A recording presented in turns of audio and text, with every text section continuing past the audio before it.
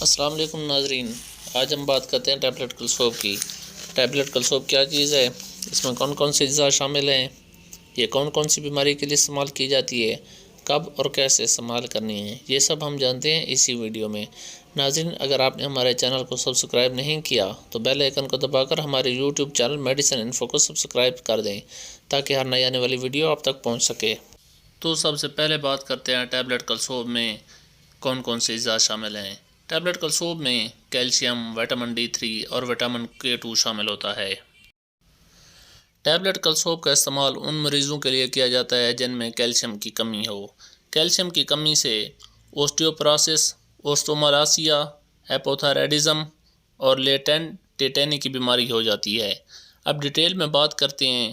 اوسٹیوپروسس ہڈیوں کا نقصان، اوسٹومالاسیا ہڈیوں کا کمزور ہو جانا، پیراتھائرائڈ گلینڈز کی خرابی جسے ہائپوتھائرائڈزم کہتے ہیں۔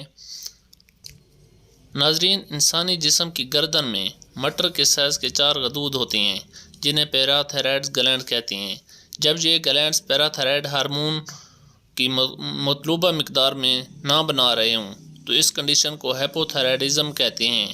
پیراتھائرائڈ ہارمون خون میں وٹامن اور معدنیات جیسے کہ وٹامن D اور کیلشیم کی مقدار کو برقرار رکھتا ہے، اور پٹھوں کی خاص بیماری جسے لیٹنٹ ٹیٹینی کہتے ہیں، ان بیماریوں کے علاج کے لیے ٹیبلٹ کلسوب کا استعمال کیا جاتا ہے۔ کیلشیم جسم میں بہت اہم کردار ادا کرتا ہے۔ کیلشیم اعصاب، خلیات اور ہڈیوں کے لیے بہت اہم ہے۔ اگر خون میں کیلشیم کی مقدار پوری نہ ہو تو جسم ہڈیوں سے کیلشیم لے گا جس سے ہڈیاں کمزور ہو جاتی ہیں۔ وٹامن D آپ کے جسم میں کیلشیم اور فاسفورس جذب کرنے میں مدد دیتا ہے۔ ہڈیوں کی مضبوطی اور گروتھ کے لیے وٹامن D، کیلشیم اور فاسفورس کا خون میں مطلوبہ مقدار تک ہونا ضروری ہے۔ ٹیبلٹ کلسوب کے استعمال سے قبض اور معدے کی خرابی ہو سکتی ہے، تاہم اس کے چانسز بہت کم ہیں۔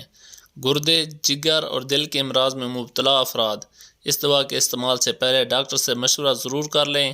حاملہ خواتین اس دوا کے استعمال سے پہلے ڈاکٹر سے ضرور مشورہ لیں۔